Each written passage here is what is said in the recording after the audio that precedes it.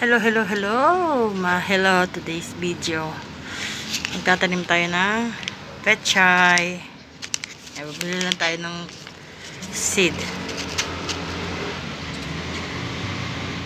Diba nakapagpatubo tayo ng bell pepper?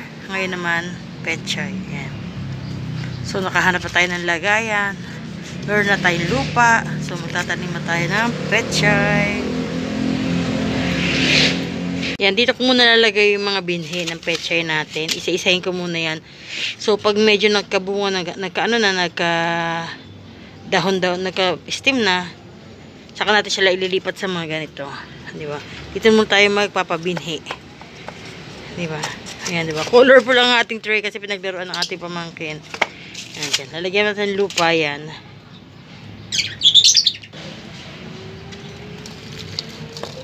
Ganito na dito. Ayun ako. Sira.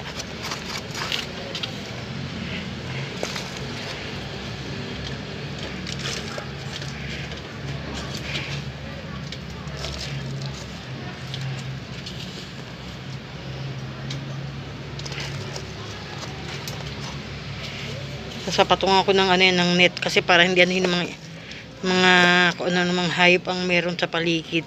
Kasi kinakalkal nila eh. So, hindi pwedeng kalkalin niya, diba? Kasi nung nakaraan, nag-try ako sa ganito. Ayun ako, kinalkal. Ayan. Kamayin natin para may halong pagmamahal. Charot.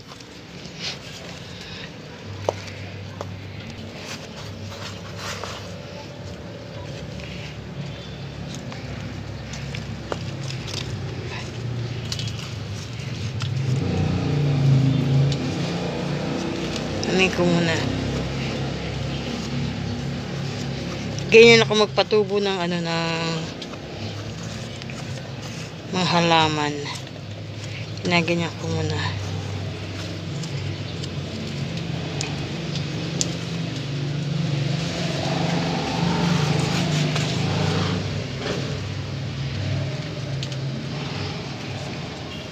Kung masyadong ano.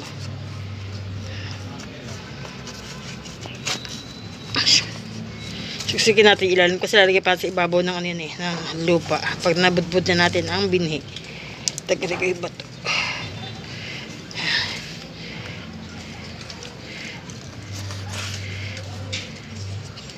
Kasi wala naman tayong place na pwedeng pagtaniman. So, ito. Ganyan lang.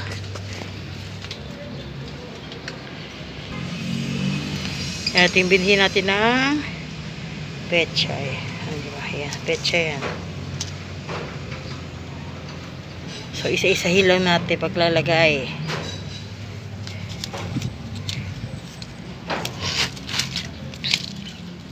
Sari mo na kahit mga ilang piraso.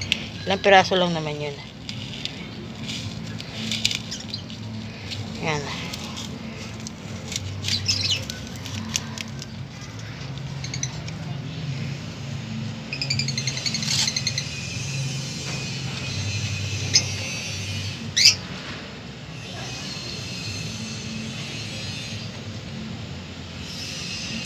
Ay, doble.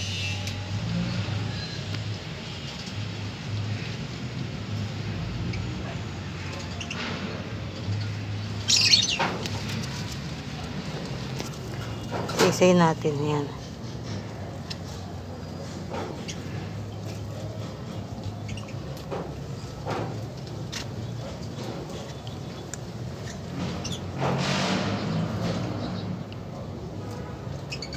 Yung iba dalawa na lalagay ko pero okay lang yan.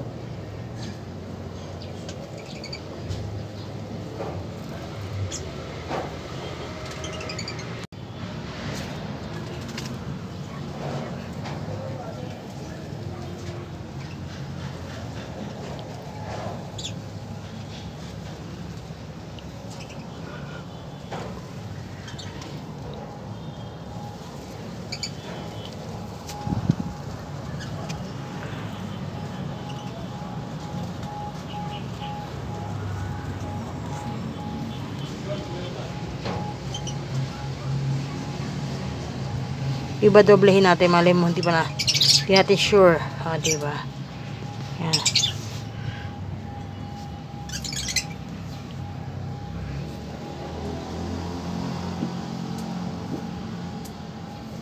Yan, nalagyan na natin sila.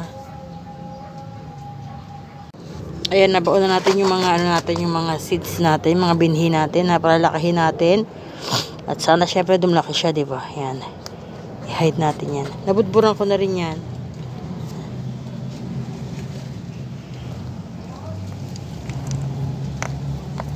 Kasi kailangan bago ka magtanim 'yan, yung lupa muna, condition mo na.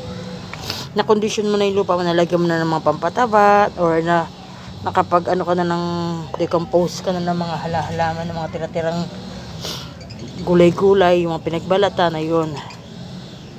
Para ang at least yung lupa niya maganda. Di ba? Hindi lang basta tanim. Charot! Ayan na. Ayan, dalawa na prepare kong parang nursery nila. Nursery. Charot! Ayan na. Dalawa nalagay ko. So tapos niya na-prepare ko na sila dyan. So, unti-unti na natin lagyan ng konting tubig.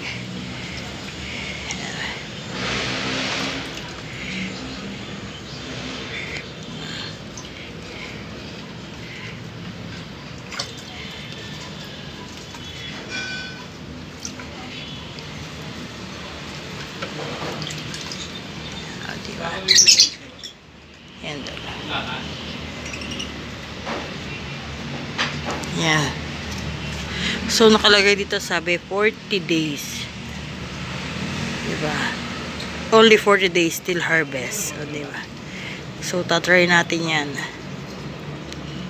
40 days. Siyempre, pagtapos niya, pag nagtumubo na yan na medyo mga usli ng maliit, agad to, itatransfer na natin yan. So, itatransfer. Nilagyan ko siya ng net para hindi makalkal. Ganyan. Diba? So, hintayin natin ng everyday nating didili-diligan. Siyempre, everyday yan. So, tingnan natin kung ano na mangyayari sa ating mga tanim.